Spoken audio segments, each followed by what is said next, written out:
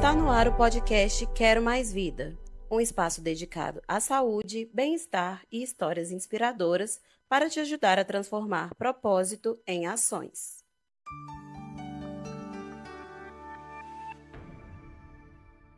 Olá, eu me chamo Letícia e esse é mais um podcast da Quero Mais Vida.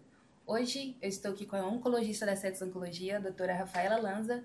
Hoje nós vamos falar sobre o tema Alerta do Corpo, ouvindo sinais para agir a tempo. O que seria isso? Sabe quando a gente sente aquele mal-estar, aquele incômodo e você fala assim, é só uma dorzinha? Será que é só essa pontadinha? Eu vou dormir que passa? Ou é só um dipironazinho que vai resolver? Às vezes não. O corpo diz e diz muito. Os sinais que o nosso corpo fala é mais do que uma simples dorzinha, é mais do que uma simples dorzinha, é mais do que uma simples manchinha. E hoje a doutora Rafaela vai falar pra gente um pouco mais. Doutora, quando um paciente, a gente pegando esse gancho da Setos, quando um paciente ele sente algum incômodo ou alguma coceira, né? Ele deve procurar um oncologista para saber o que ele deve fazer em relação a isso. Gente, então, primeiramente, boa tarde, foi um prazer ter sido convidada e é importante abordar essa questão porque é através desses pequenos sintomas que o paciente ele vai conseguir, né, procurar ajuda e a importância de procurar o mais cedo possível, porque quanto mais precoce o diagnóstico, melhor o desfecho, maior a chance de cura, menor a chance de recorrência. Então, quando realmente procurar, né? Alguns sintomas que a gente sempre aborda que são mais preocupantes, por exemplo, como você mencionou, uma coceirinha, né, um carocinho que apareceu, tudo aquilo que persiste por mais de 3 a 4 semanas deve ser olhado, né? A gente não deve desconsiderar esses sinais do corpo, né? Se são coisas que persistem por mais tempo, precisam ser olhadas para a gente ter a certeza de que são, né, apenas coisas benignas ou se vale a pena um aprofundamento, uma investigação maior, né?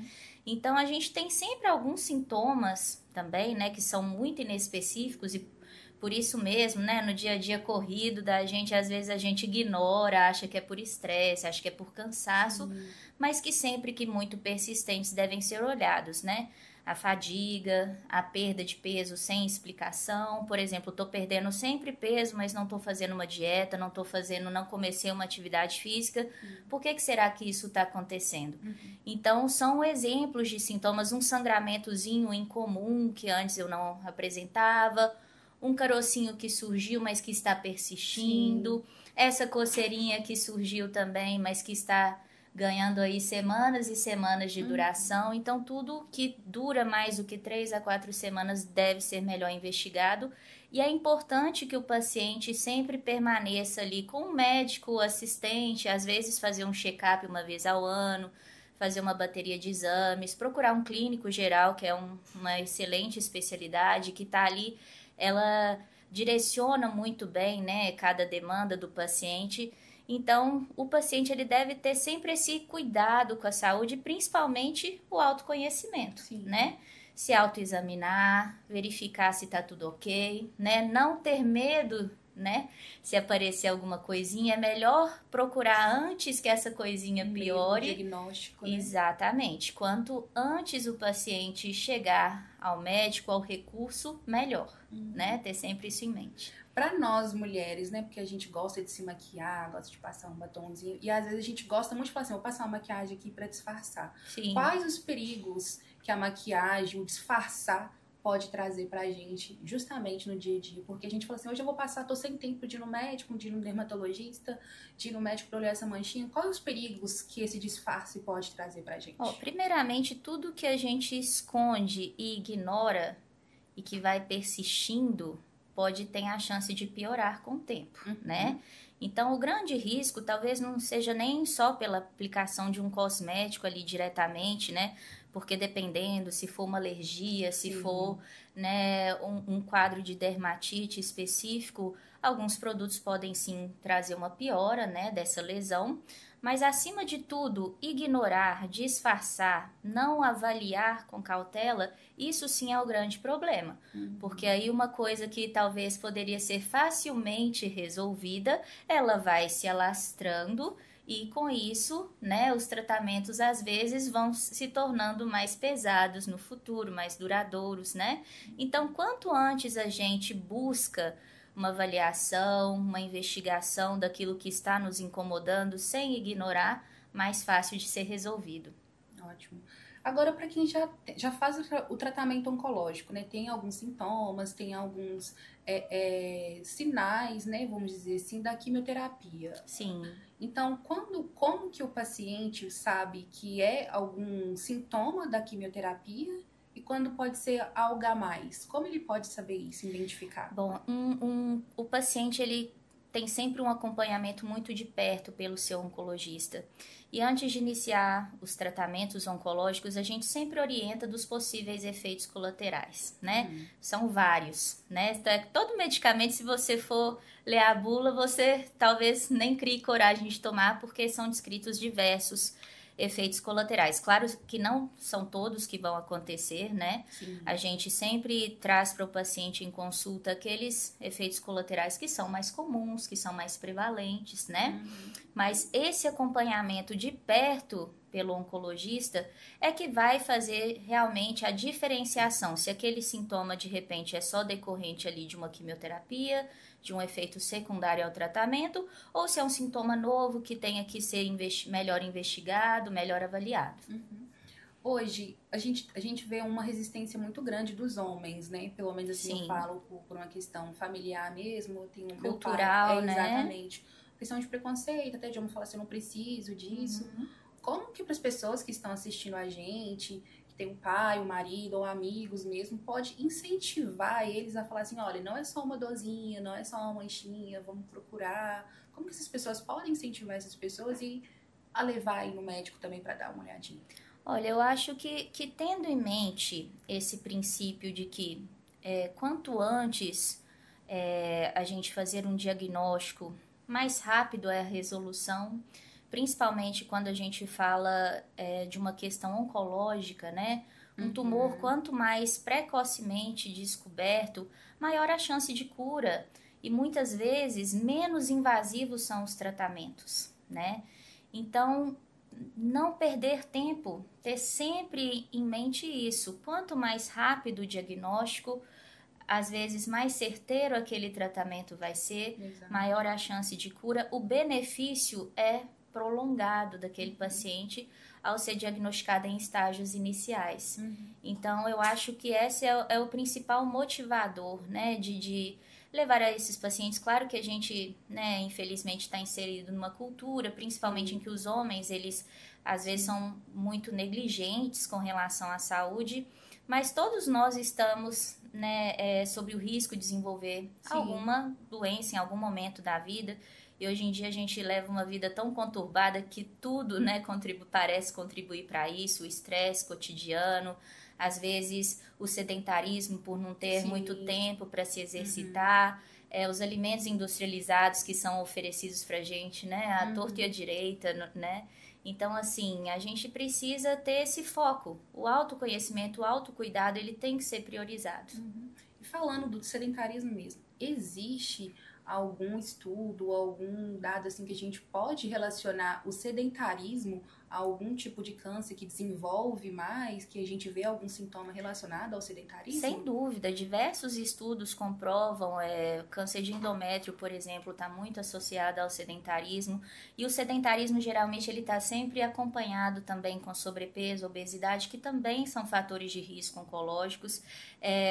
A ASCO desse ano mesmo, né, a ASCO, para quem não sabe, é o principal congresso internacional aí de oncologia, foi frisado bastante o estudo Challenge, que trouxe a grande diferença que faz a atividade física na vida das pessoas, principalmente na questão de prevenir não só a recorrência, né, mas também prevenir o desenvolvimento mesmo de câncer. Então, a gente precisa ter isso em mente. A atividade física é um fator não só preventivo, mas para quem já tem o diagnóstico também pode reduzir a chance e muito de recorrência.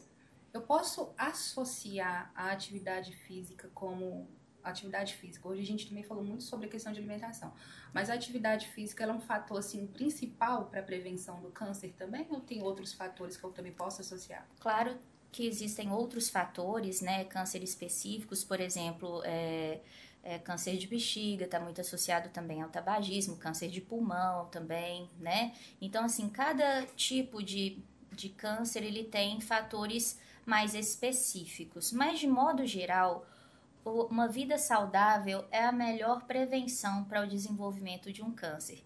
E quando a gente fala de vida saudável, a gente tem que incluir aí a prática regular de atividade física, né?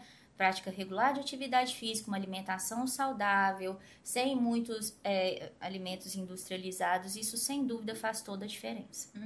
A gente tem uma questão também que as pessoas falam muito sobre a questão da genética, né? Que Sim. influencia muito sobre o fator cancerígeno nas pessoas. Como que essa questão da relação da genética, alimentação e atividade física na rotina das pessoas pode influenciar para uma vida mais saudável? Olha, realmente alguns tipos de cânceres, eles estão realmente envolvidos aí com heranças genéticas, né? Algumas mutações que são herdadas predispõem à ocorrência ali de danos no DNA e vão dar origem a células cancerígenas de uma maneira mais facilmente do que numa pessoa que talvez não traga essa história genética, né? Mas, sem dúvida, são fatores que se somam. Quando a gente fala de uma causa para câncer, a gente tem um somatório de fatores, não é um fator em específico. Então, aqueles fatores que a gente pode excluir ou evitar são sempre muito bem-vindos. E se está ao nosso alcance praticar adequadamente, né, atividade física de maneira regular, ter uma alimentação saudável, manter o peso adequado, sem dúvida, se está ao nosso alcance fazer, por que não fazer, né? Então, é mais nesse sentido. De fato, né, ter uma herança genética, isso a gente não vai conseguir modificar, isso tá no nosso DNA, um traço que a gente carrega, né? Mas a gente tem que pensar que o câncer, ele é um somatório de fatores. Os fatores que a gente puder retirar dessa soma, né? Quanto mais a gente puder retirar, melhor pra gente mesmo.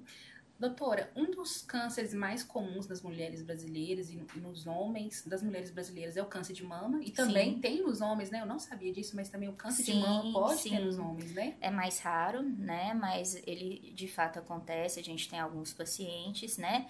E tem as suas particularidades. Geralmente a gente investiga mais de perto a presença dessas mutações genéticas, mas nem sempre está associada a isso. Então, também para essa população masculina, o autoexame é importante. E a gente está falando tanto do corpo falar, como que um homem vai saber essa questão do sinal do câncer de mama nele? Como ele pode detectar isso nele? É igual a mulher também no exame do toque? Exatamente, o autoexame realizado, né, a palpação das mamas, das axilas, né, tá sempre se tocando nesse sentido de percebendo alterações em seu corpo. Isso é o que todo mundo deveria fazer, né, é um cuidado que a gente tem, é um autocuidado, né. Se a gente tem medo de se tocar, de sentir se algo não está ok, a gente passa despercebido, né? E mais uma vez a gente fala sempre dessa questão de diagnóstico precoce. Nos homens, inclusive, a chance de ter um câncer de mama mais avançado chega a ser um pouco maior porque tem um tecido glandular menor. Nossa! Então, quando tem o desenvolvimento, às vezes, tumoral e deixa ali passar despercebido, mais chance de ter um acometimento mais extenso, né? Porque tem um tecido menor.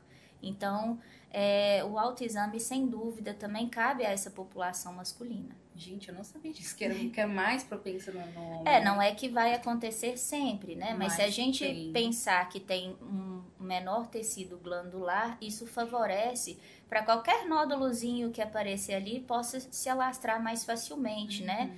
Então, assim, até mesmo cirurgicamente falando, o campo de cirurgia, às vezes, na população masculina vai ser menor.